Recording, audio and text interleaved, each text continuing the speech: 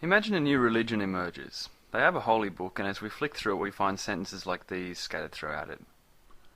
In the beginning, God created humankind. He spoke to them and said, I love you, my people.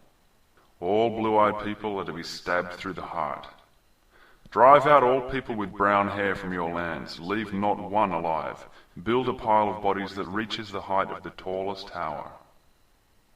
Behold, all people from the eastern part of Europe will receive my judgment. Their wives will be raped, and their young sons will be decapitated with machetes before their very eyes. Love everybody as you love yourself.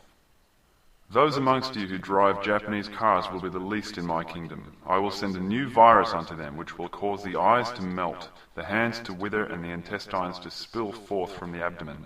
Their blood shall pour from their mouths onto the floor. Treat all people with respect, for you are all one family. I love every person alive, and I want nobody to come to any harm or suffering.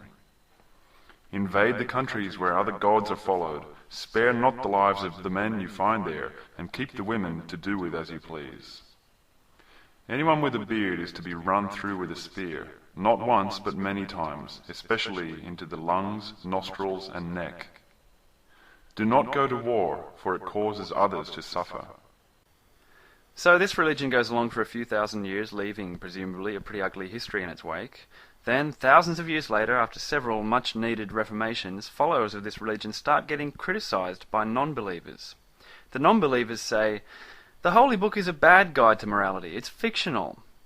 The faithful say to the non-believers, why do you always pick on the bad parts of God's word? Don't you see that there's lots of good in it?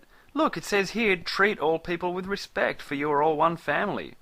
Don't you see that this is God's word? I mean, look at all the good that people do because of verses like, do not go to war, for it causes others to suffer. This book changes people's lives. Non-believers say, nonsense, it's invented by men. And the believers reply with, oh yeah? Well, how do you explain the origin of the universe? How do you explain consciousness? Everything has to have a beginning, a creator.